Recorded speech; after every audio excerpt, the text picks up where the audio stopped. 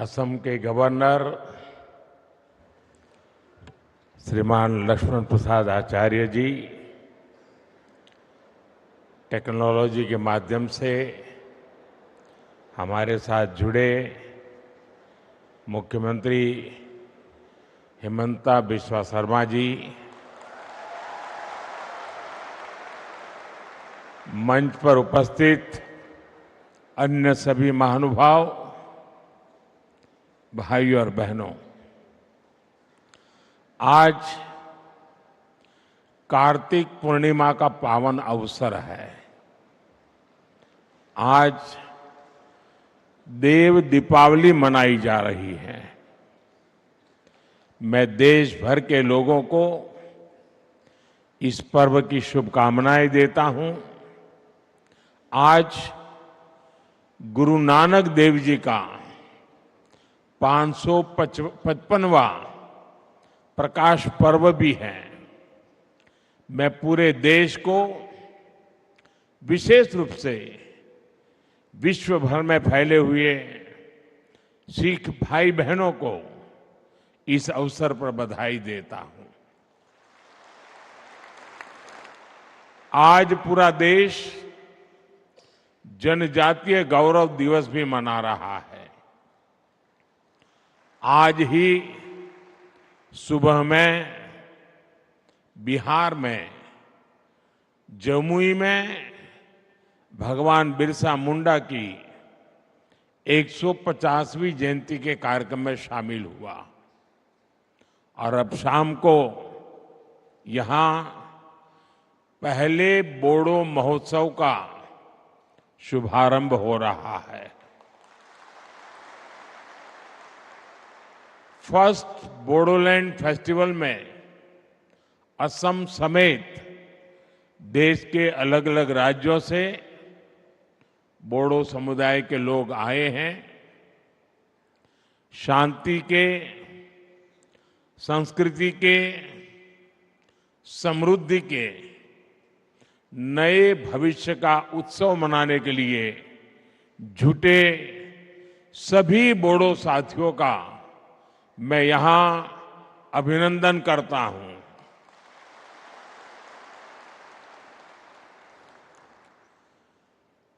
साथियों, आप कल्पना नहीं कर सकते होंगे कि आज का ये अवसर मेरे लिए कितना इमोशनल है।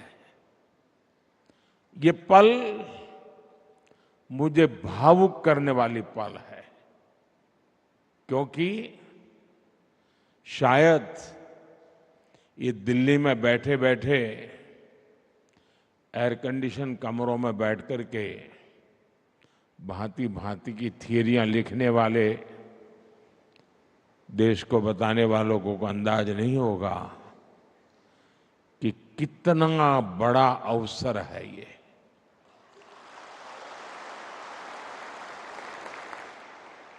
पचास साल का रक्तपात, 50 साल तक हिंसा, 3-4 पीढ़ी के युवा इस हिंसा में खप गए। कितने दशकों बाद बोडो आज फेस्टिवल मना रहा है।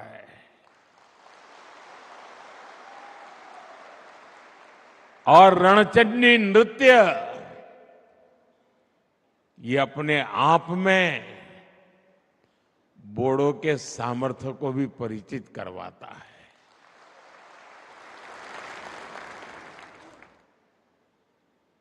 और मुझे नहीं पता कि दिल्ली में बैठे हुए लोगों को इन चीजों का महत्व समझ आता होगा। और ये ऐसे ही नहीं हुआ है। बड़े धैर्य के साथ एक एक गांठ को उकेलते उकेलते उसको ठीक करते करते करते आज आप सबने एक नया इतिहास रच दिया है।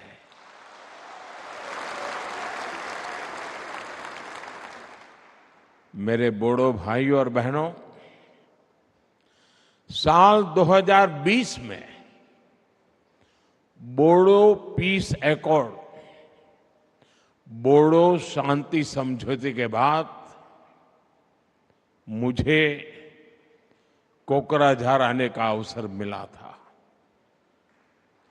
वहां आपने मुझे जो अपनापन दिया, जो स्नेह मिला, ऐसा लग रहा था कि आप मुझे अपना ही एक मानते हैं, अपनों में से एक मानते हैं।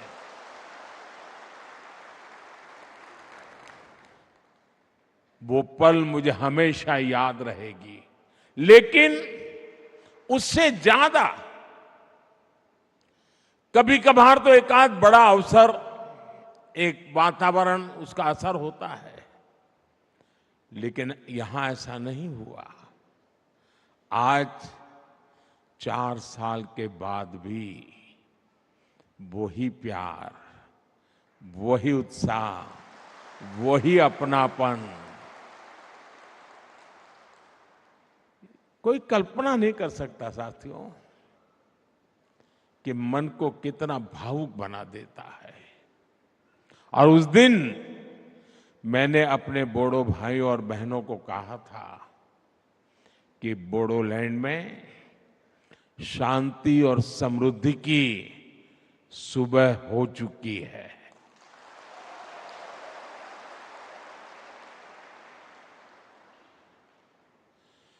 और साथियों, वो मेरे सिर्फ शब्द नहीं थे। उस दिन मैंने जो माहौल देखा था, और शांति के लिए आप हिंसा का राह छोड़ करके निकल चुके थे, शस्त्र दे रहे थे, वो पल बहुत ही भावुक था साथियों। और उसी समय मेरे भीतर एक, मेरे अंदर से आवाज आई थी कि अब मेरे बोडोलैंड में समृद्धि की सुबह हो चुकी है।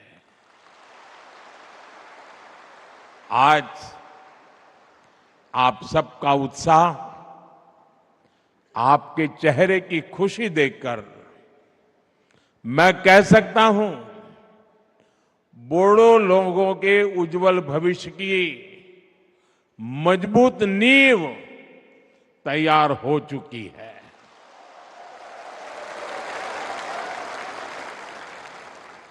पिछले 4 वर्षों में बोडोलैंड में हुई प्रगति बहुत ही महत्वपूर्ण है। शांति समझौते के बाद बोडोलैंड ने विकास की नई लहर देखी है। आज जब मैं बोडो पीस एकॉर्ड के फायदे देखता हूं, आप लोगों के जीवन पर इसका प्रभाव देखता हूं, तो इतनी मन को तसल्ली मिलती है, इतना मन को खुशी होती है साथियों, आप कल्पना नहीं कर सकते हैं जी। आप पल भर सोचिए, कोई मां, उसका इकलौता बेटा, और उस मां ने बहुत लालन पालन से बड़ा किया हो बेटे को, और बेटा अन्य साथियों से मिलकर के, हाथ में हथियार लेकर के, मां को छोड़ करके जंगलों में भटकता हो, उसने जो राह चुनी है, उसको पाने के लिए किसी की भी हत्या करने पर तुला हुआ हो, मां बेबस होकर के निराशा में दिन काट रही हो, और एक दिन पता चले कि मां, तेरा बेटा उन शस्त्रों को छोड़ करके अब तेरे पास वापिस आया है, आप कल्पना कीजिए उस दिन उस मां को कितना आनंद होगा। आज पिछले 4 साल से मैं वो ही आनंद की अनुभूति करता हूं। मेरे अपने, मेरे नौजवान साथी मेरी प्रार्थना को स्वीकार करके वापस लौट आए और अब हिंदुस्तान का भविष्य बनाने में कंधे से कंधा मिलाकर के मेरे साथ काम कर रहे हैं।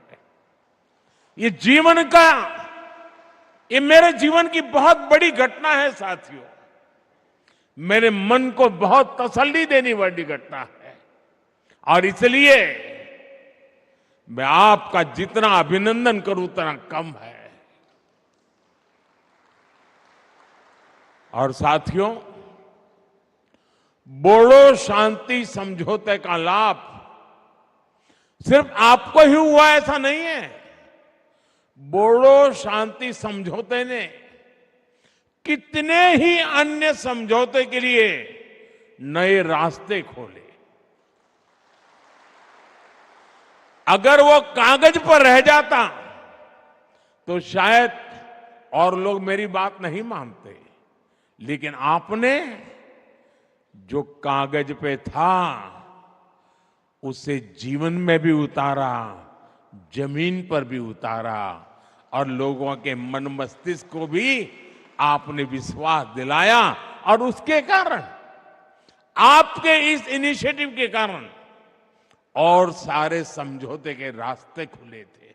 और इसलिए एक प्रकार से पूरे नॉर्थ ईस्ट में आपने शांति की ज्योत प्रज्वलित की है। दोस्तों, साथियों, इन समझौतों की वजह से सिर्फ असम में ही,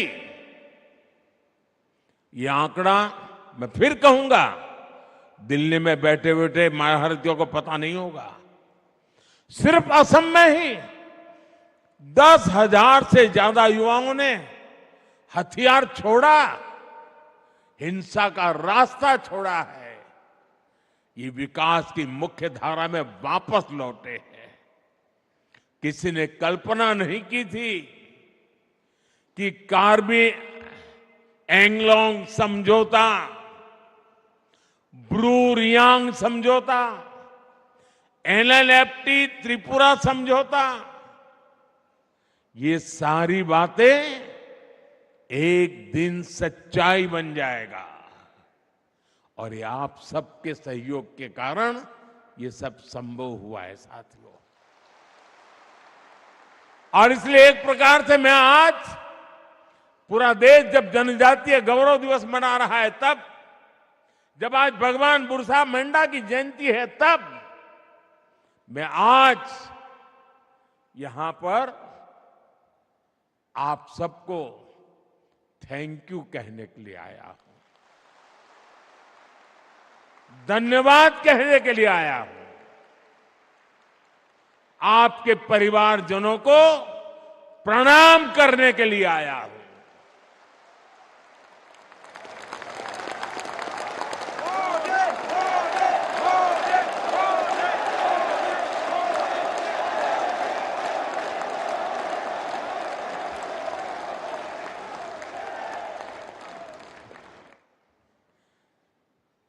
शायद जो सपना संजोया हो उसको अपनी आंखों के सामने चरितार्थ होकर के देखते हैं, तब हृदय भावनाओं से भर जाता है दोस्तों। और इसलिए मैं आपका जितना धन्यवाद करूं उतना कम है। और मैं देश के नौजवानों से कहता हूं, आज भी नक्सलवाद के रास्ते पर जो नौजवान हैं, मैं उनको कहता हूं कि मेरे बोडो साथियों से कुछ सीखिए।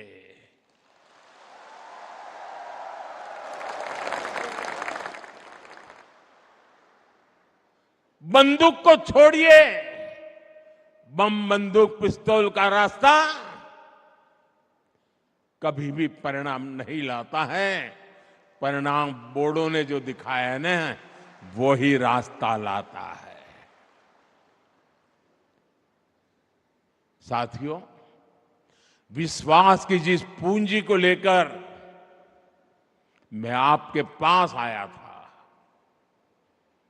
आप सबने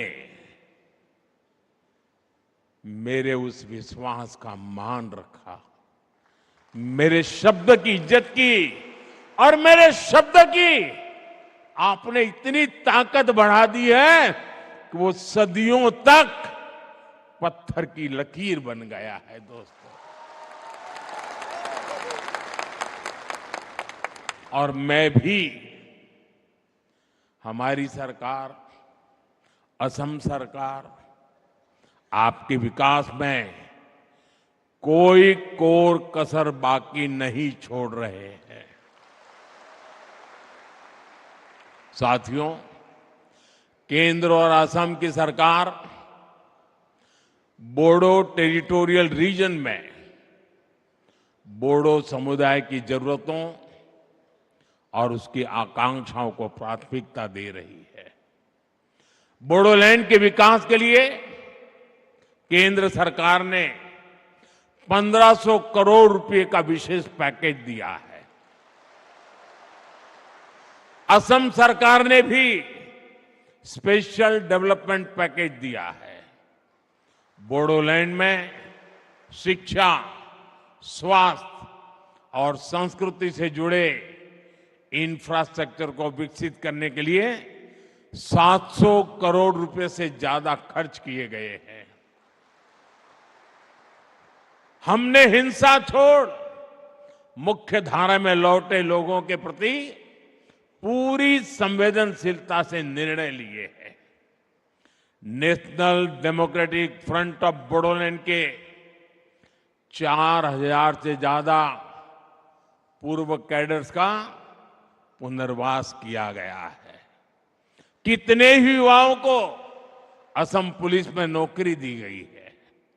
बोडो संघर्ष से प्रभावित प्रत्येक परिवार को असम सरकार ने 5 लाख रुपए की मदद भी पहुंचाई है। आपको जानकर खुशी होगी कि बोडोलैंड के विकास के लिए असम सरकार हर साल 800 करोड़ रुपए से ज्यादा खर्च कर रही है। साथियों, किसी भी क्षेत्र के विकास के लिए जरूरी है कि वहां के युवाओं को, वहां की महिलाओं का स्किल डेवलपमेंट भी हो और उन्हें अपना काम करने के भी पूरे मौके मिले। जब हिंसा रुकी तो बोडोलैंड में विकास का वटवृक्ष लगाना बहुत जरूरी था, और यही भावना सीड मिशन का आधार बनी। सीड मिशन यानी स्किलिंग, एंटरप्रेन्योरशिप और एम्प्लॉयमेंट डेवलपमेंट के माध्यम से नौजवानों का कल्याण। इसका बहुत बड़ा फायदा बोडो युवाओं को हो रहा है। साथियों, मुझे खुशी है कि कुछ साल पहले जो युवा बंदूक थामे हुए थे, अब वो स्पोर्ट्स के क्षेत्र में आगे बढ़ रहे हैं। कोकराझार में डुरन कप के 2 एडिशन होना, बांग्लादेश, नेपाल और भूटान की टीमों का आना अपने आप में ऐतिहासिक है। इस शांति समझौते के बाद पिछले 3 साल से कोकराझार में लगातार बोडोलैंड लिटरेरी फेस्टिवल भी हो रहा है, और इसलिए मैं साहित्य परिषद का तो विशेष आभारी हूं। ये बोडो साहित्य की बहुत बड़ी सेवा का काम हुआ है। आज ही बोडो साहित्य सभा का तो 73वां स्थापना दिवस भी है। ये बोडो लिटरेचर और बोडो भाषा के उत्सव का दिन भी है। मुझे बताया गया है कल 16 नवंबर को एक कल्चरल रैली भी निकाली जाएगी। इसके लिए भी आपको मेरी बहुत बहुत शुभकामनाएं हैं। और साथियों, जब दिल्ली देखेगा ना ये, तब पूरा देश को देखने का अवसर आएगा। तो अच्छा किया है आपने दिल्ली की छाती पर आकर के शांति के गीत गाने का तय किया है। साथियों, अभी मैं यहां एग्जीबिशन में भी गया था। इस एग्जीबिशन में हमें समृद्ध बोडो आर्ट एवं क्राफ्ट इसके दर्शन होते हैं। यहां आरोनाए, दोखोना, गामसा, करई दाखिनी, थोरखा, जोगिशी, खाम, ऐसी अनेक चीजें वहां उपलब्ध है। और ये ऐसे प्रोडक्ट हैं जिनको जीआई टैग मिला है। यानी दुनिया में ये प्रोडक्ट कहीं भी जाए, इनकी पहचान बोडोलैंड से, बोडो संस्कृति से ही जुड़ी रहेगी। और सेरीकल्चर तो हमेशा से बोडो संस्कृति का अहम हिस्सा रहा है। इसलिए हमारी सरकार बोडोलैंड सेरीकल्चर मिशन चला रही है। हर बोडो परिवार में बुनाई की भी परंपरा रही है। बोडोलैंड हैंडलूम मिशन के माध्यम से भी बोडो समुदाय की सांस्कृतिक विरासत को बढ़ावा देने का प्रयास किया गया है। साथियों, असम भारत के टूरिज्म सेक्टर की भी बहुत बड़ी ताकत है। और हमारा बोडोलैंड, जैसे असम भारत के टूरिज्म की ताकत है, वैसे असम के टूरिज्म की ताकत कोई है तो वो बोडोलैंड है।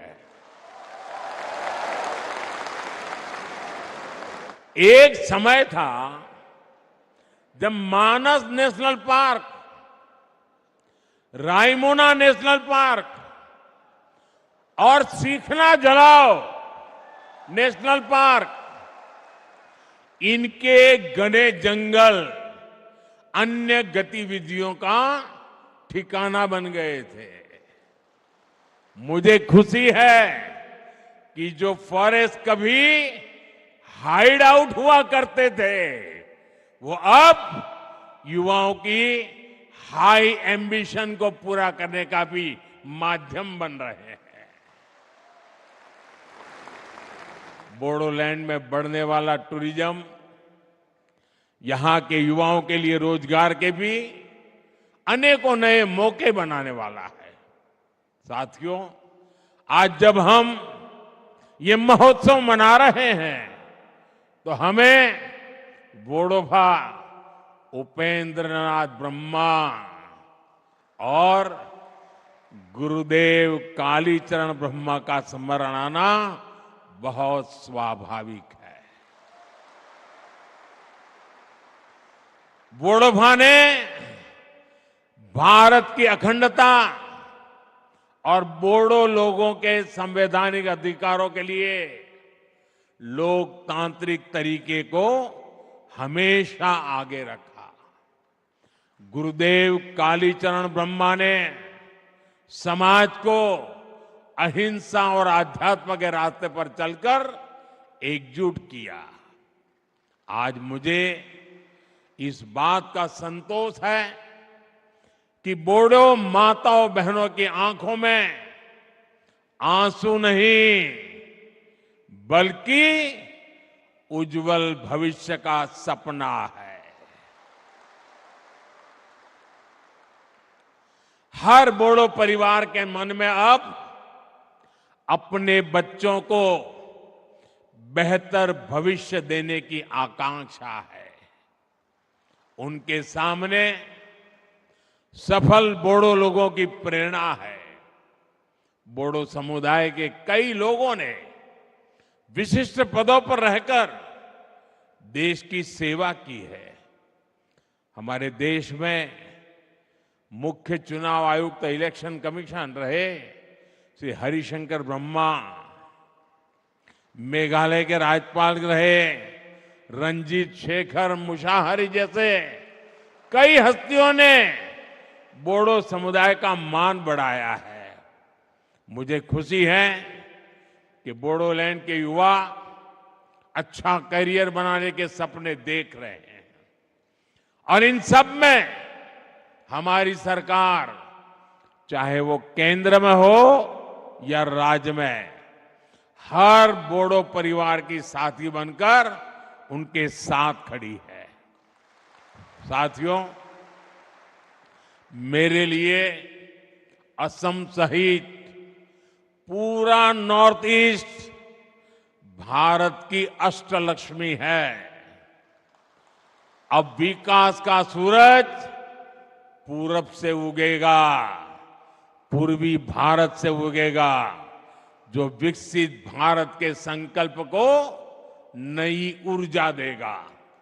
इसलिए हम नॉर्थ ईस्ट में स्थायी शांति के लिए निरंतर प्रयास कर रहे हैं। नॉर्थ ईस्ट के राज्यों के बीच के सीमा विवादों का सौहार्द के साथ समाधान खोज रहे हैं। साथियों, बीते दशक में असम के विकास का, नॉर्थ ईस्ट के विकास का सुनहरा दौर शुरू हुआ है। भाजपा एनडीए सरकार की नीतियों के कारण 10 वर्षों में 25 करोड़ लोग गरीबी से बाहर निकले हैं। इनमें असम के भी लाखों साथियों ने गरीबी को मुक्ति पाने के लिए गरीबी के साथ संघर्ष करते हुए गरीबी को पराजित किया है। भाजपा एनडीए की सरकार के दौरान असम विकास के नए रिकॉर्ड बना रहा है। हमारी सरकार ने हेल्थ इंफ्रास्ट्रक्चर पर विशेष फोकस किया है। बीते 1.5 साल में असम को 4 बड़े अस्पताल की सौगात मिली है। गुवाहाटी एम्स और कोकराझार, नालबारी, नागांव मेडिकल कॉलेज की सुविधा से सबकी मुश्किलें कम हुई हैं। असम में कैंसर अस्पताल खुलने से नॉर्थ ईस्ट के मरीजों को बड़ी राहत मिली है। 2014 से पहले असम में 6 मेडिकल कॉलेज थे, आज इनकी संख्या 12 हो गई है। इसके अलावा 12 और नई मेडिकल कॉलेज खोलने की तैयारी है। असम में बढ़ते ये मेडिकल कॉलेज अब युवाओं के लिए अवसरों के नए द्वार खोल रहे हैं। साथियों, बोडो शांति समझौते ने जो रास्ता दिखाया है वो पूरे नॉर्थ ईस्ट की समृद्धि का रास्ता है। मैं बोडो भूमि को सैकड़ों वर्ष पुरानी संस्कृति का समृद्ध बसेरा मानता हूं। इस संस्कृति को, बोडो संस्कारों को हमें निरंतर सशक्त करना है। और साथियों, एक बार फिर मैं आप सभी को बोडोलैंड फेस्टिवल की अनेक अनेक शुभकामनाएं देते हैं। आप सभी यहां इतनी विशाल संख्या में आए, आप सभी का दिल्ली में मुझे भी स्वागत करने का अवसर मिला। मैं आपका हृदय से स्वागत करता हूं। और साथियों, आप सबने मेरे प्रति जो अपनापन रखा है, जो प्यार दिया है, आपकी आंखों में जो मैं सपने देखता हूं ना, बोडो के मेरे सभी भाई बहन, मुझ पे विश्वास करना,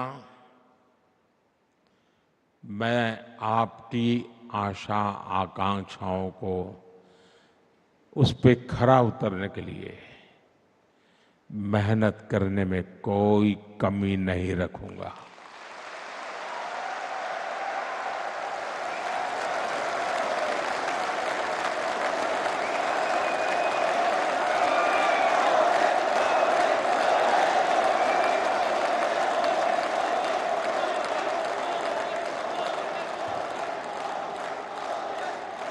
साथियों, और उसका सबसे बड़ा कारण ये है, आप लोगों ने मुझे जीत लिया है।